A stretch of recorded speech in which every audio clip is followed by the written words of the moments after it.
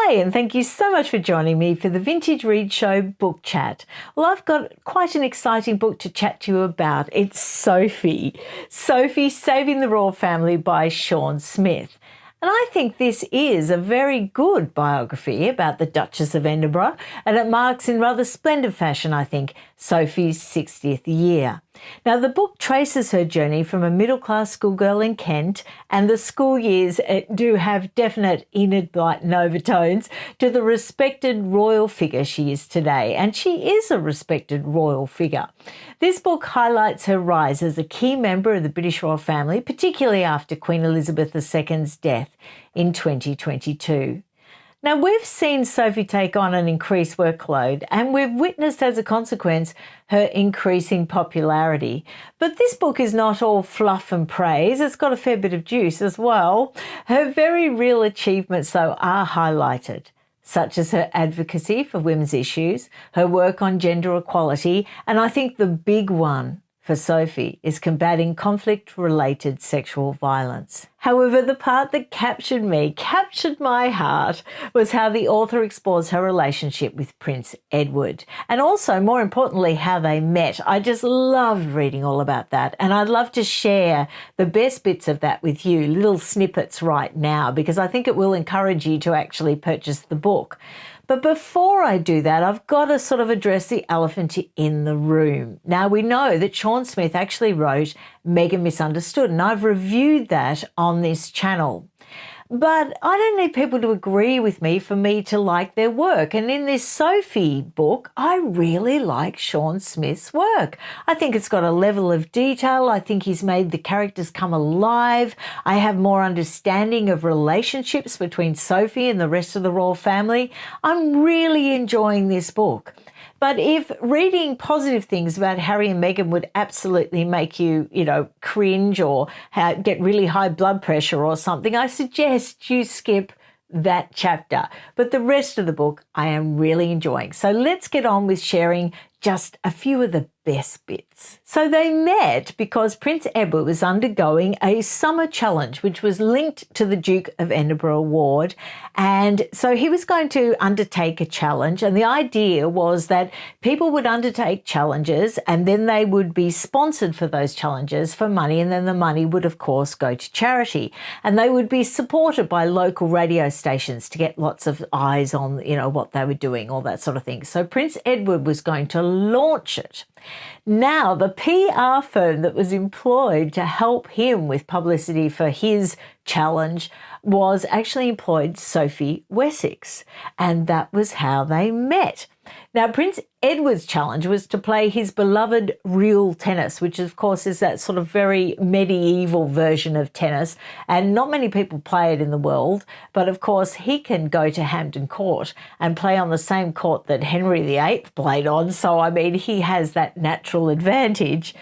So there was going to be a promo, and Sue Barker was going to turn up and wear these radio station T-shirts. Well, she pulled out at the last minute.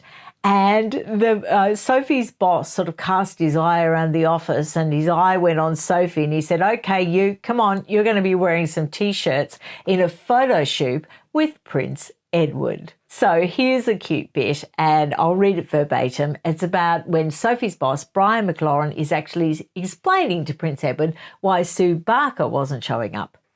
When Prince Edward arrived, Brian McLaurin explained, "Excuse me, sir, we have a problem. Sue Barker can no longer do the photo call, but I brought one of my staff. Would you mind posing for pictures with her?"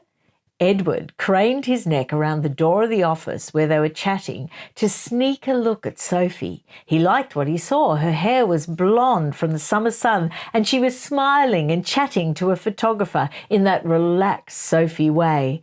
"Delighted," said Edward. "It's not a problem." So that was the first time he laid his eyes on Sophie, and he liked what he saw. So the next few months, they were sort of getting together in a professional capacity. It was said that when she was changing into the different T-shirts, she had like a white leotard on, so she wasn't flashing or anything, but he was sneaking looks at her and he was obviously very keen. But one thing I didn't know about Prince Edward was he was going out with a leading lady from the West End, because when he worked for Andrew Lloyd Webber, he was sort of around all the theatre folk, and he went out with a very famous female lead, but I didn't recognise her name, so that will come up later. But, you know, he had quite a few serious romances leading into Sophie, which I was completely unaware of. So, few months professionally, and then one night the phone rang at Sophie's place. Can you imagine Sophie's surprise and excitement at hearing Prince Edward's voice on the end of the line? Because she was really keen. After that first meeting, she went back to the office and basically raved about how lovely he was. So she was really keen as well. They chatted a little about the challenge before Edward suggested she might like to join him for a game of real tennis. I always thought it was called royal tennis, but they call it real tennis here. And perhaps a bite of supper afterwards at the palace. That's not a bad chat-up line. The author acknowledges that. So the evening itself, he says, sped by, and for her outfit, she settled on a smart woolen jacket and trousers. So they went to the Queen's Club to play real tennis, and she sort of endeared herself to Edward because she said, oh gosh, I'm going to have to get some lessons so I can give you a real game. And they were all chatty together, and then they went back to the palace. And, you know, it's said that she was a very good listener, and they had a lovely romantic evening, and obviously, you know, the goodnight kiss and all that sort of thing. Sophie was being swept along in the delight of the blossoming romance, and Edward was obviously very keen too. So it wasn't one-sided. He was on the phone to her up to 3 times a day at the office, and then again when she left work at night. So it says that Sophie confided in her friends that she really liked him, but absence made the heart grow fonder. In early November in 1993, Edward flew to Swaziland in southern Africa on behalf of the Duke of Edinburgh Award, and the old chestnut, absence makes the heart grow fonder, had never been truer, because when the young couple were thousands of miles apart, Edward was lonely and miserable, and he just rang her all the time. International phone calls back then, and it was red hot with Gus, because that's what they called Edward, Gus and Soph. He called his sweetheart any hour of the day. Now, during their courtship, they loved to go to Buckingham Palace and actually use the swimming pool. And one of the funny little stories was they were swimming and enjoying the water, and she did some lengths because she's a really good swimmer. And she mused aloud or wondered with Prince Edward, if the Queen came while I'm splashing around, do I have to curtsy underwater? And she asked her prince. Edward thought that was hilarious, though he was sensitive enough to realise that Sophie quite naturally was more than a little intimidated at the prospect of meeting his mother. Now, something that I didn't realise they did, but if they had to introduce their girlfriends to the Queen, they knew that their girlfriends would just be absolutely terrified. So they would tell a little fib to make them feel more at ease so that the anxiety wouldn't build up. And this was the little fib. He actually invited her to spend the weekend at Windsor, and he had private apartments in the Queen's Tower overlooking the Long Walk. Now, can you imagine how just superb that would be? Oh, Edward, I would go out with you just to see that. So Edward calmly reassured her that the Queen would be leaving as they arrived, so there was nothing to worry about. She wouldn't have to meet her. Now get this line. This was a small white lie the members of the royal family habitually employed to spare guests days of nervous agony, wondering what to do or say when they met the monarch. Eventually, he told her that, oh, actually, my mother might be there for lunch. Isn't that devious? So anyway, she arrives. She drives herself to Windsor. She turns up in her old Fiat Panda and, as per Edward's instructions, parked in the courtyard near his apartment. So she goes up and unpacks and all that sort of thing. The apartment was on the top floor of the Queen's Tower and had a private entrance. Sophie had her own bedroom and bathroom and was allocated a maid for her stay. Can you imagine? Because Sophie is from a middle-class background, she would have had absolutely no experience with anything like this at all. Of course, Diana did. Even Sarah Ferguson did, because Sarah Ferguson sort of mixed around the royals due to her father's position, managing polo teams and stuff. So they were sort of more used to that way of life. But there's no way Sophie was used to servants and all that sort of thing. So finally, lunchtime came around and everyone tried to make her nerves feel better. It was served in a particularly large dining room and the Queen would probably not speak to her. That was what she was spun. So she had on a blouse, a skirt and a jacket, and when she walked in, she realised another little white lie, because the room was tiny and the Queen was certainly not a speck at the end of a very large table. So the big moment arrived. Edward introduced Sophie to the Queen and there was a brief handshake and the curtsy was over in a blink of an eye. So the author says all that practicing at home actually worked out. Now, how's this for intimidating? She was sat between Prince Philip and Princess Anne's husband, Tim Lawrence. Now, that wouldn't be intimidating, but I think Prince Philip would be for the very first lunch. But Sophie, direct quote, took no part in the conversation that centred mainly on the morning service and politics in general. She was smart enough to know that the way to a good impression in this company was to keep her mouth firmly shut. Then she was invited for afternoon tea, and that's when the ice was really broken. The Queen was later heard to say of meeting Sophie, you wouldn't notice her in a crowd. A view that sounds like it was unflattering, but it was actually a positive, because after all the shenanigans, and don't forget, they were right in the middle of drama with Princess Diana. They were right in the middle of all Fergie's horrible things. I mean, it was right around the time of the toe sucking, all that sort of thing, that the Queen was quite glad that she was low-key and not likely to attract a lot of tabloid attention. The quote was, the royal family, it seemed, liked her, and both the Queen and Prince Philip were delighted that their youngest child had found someone genuinely nice. So Sophie embraced all the traditional pursuits of a Windsor weekend, with the Queen serving tea and her favourite chocolate cake. She helped pick up the birds after the Sunday shoot with Her Majesty. And of course, she went to church, which was very good because the Queen Mother was there and that impressed them. She loved to swim in the castle's solar heated pool, but she wasn't an expert horsewoman, so she didn't go for a ride with the Queen. That was to come much later. Now, very early in the piece, Princess Margaret's daughter Sarah actually married Daniel Chatto. And Sophie was invited as the plus one for Prince Edward. And of course, Diana was there. Princess Diana was there.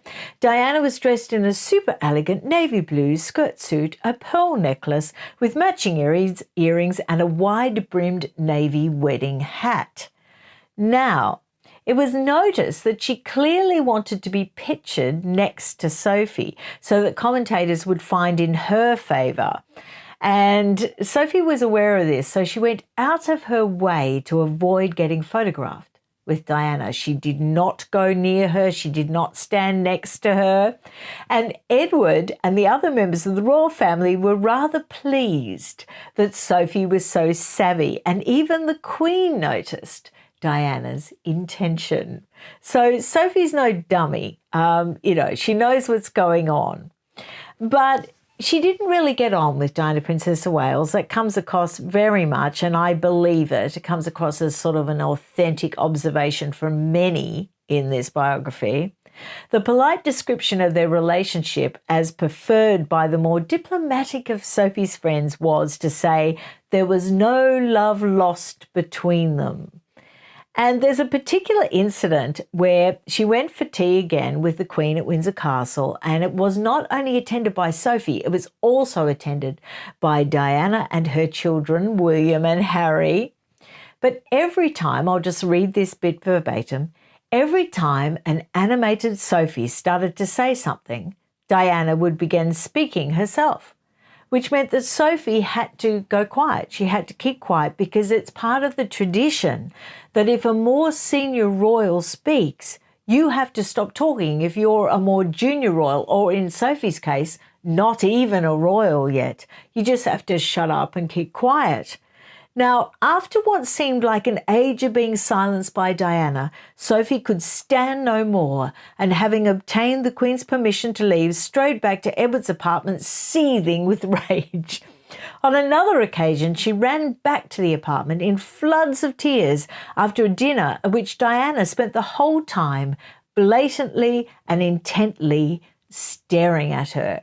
So that gives you a taste of that sort of relationship. It was a very tense relationship with Princess Diana, and the press started to notice that, and it started to receive some attention. I think probably the worst thing was that there was a lot of comparisons made because they had very similar haircuts. And that was because at the time that haircut was in fashion. So of course Sophie's hairdresser gave her what was in fashion. I think everybody in the world was getting Princess Diana haircuts. And it was unfortunate that Sophie had basically a Princess Diana haircut. So all those, comparisons were being made. But of course, Princess Diana, like I said, came from an aristocratic background. She had oodles of money, so she was able to dress herself in anything she wanted, with all the designer labels, whereas Sophie was still holding down quite an ordinary job. She only earned about £25,000 a year, which is a very good job for back then, but it wasn't enough to compete with someone like Princess Diana, especially when it came to fashion. Now, Diana used to be quite brutal and mean about Sophie. When she saw Sophie approaching at some function, Diana would be heard to mutter, "Oh, look, here comes my double," or less politely, "Here comes Miss Goody Two-Shoes," which led royal commentator Judy Wade to note that Diana would often say that Sophie should get her own look. Ow. Now, also, we must be aware that Princess Diana, of course, came from a broken home, whereas Sophie came from that solid, middle-class, loving home. So possibly Princess Diana felt a great deal of envy for her, and maybe even felt a little bit threatened, because Sophie was obviously her own person and reasonably strong and not easily manipulated or susceptible to Princess Diana's charm. Now, I'm going to share more with this over the next few Fridays. I'm not going to read the book sort of verbatim, but I'm going to share juicy snippets that I know that you will enjoy.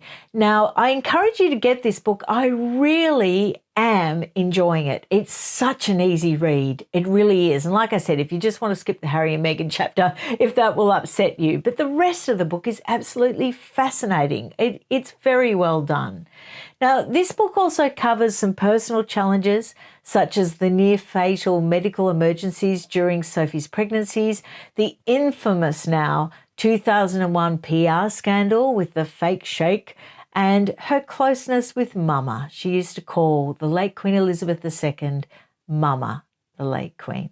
So I'd like to share a little bit of those stories. I'm not going to ruin the book. I want you to get the book, but I want to share a little bit more because, like I said, I'm really enjoying it. So to conclude this episode, I would say that Sean Smith portrays Sophie as a genuine force for good in the royal family. He seems to have admiration for her, but I think this portrayal is very sympathetic. It's realistic, but it is, I think, quite sympathetic. And to quote some publicity that they're flogging the book with, they describe Sophie as the glue that bound the monarchy together. And I've got to say, as cheesy as that sounds, I have to say I think they're pretty spot on. Let me know what you think down below. Would you be excited to actually buy this book? I am enjoying it. It's such a great read. And I'll see you again next Friday with a few more little snippets to encourage you to get the book. I'll see you then. Bye.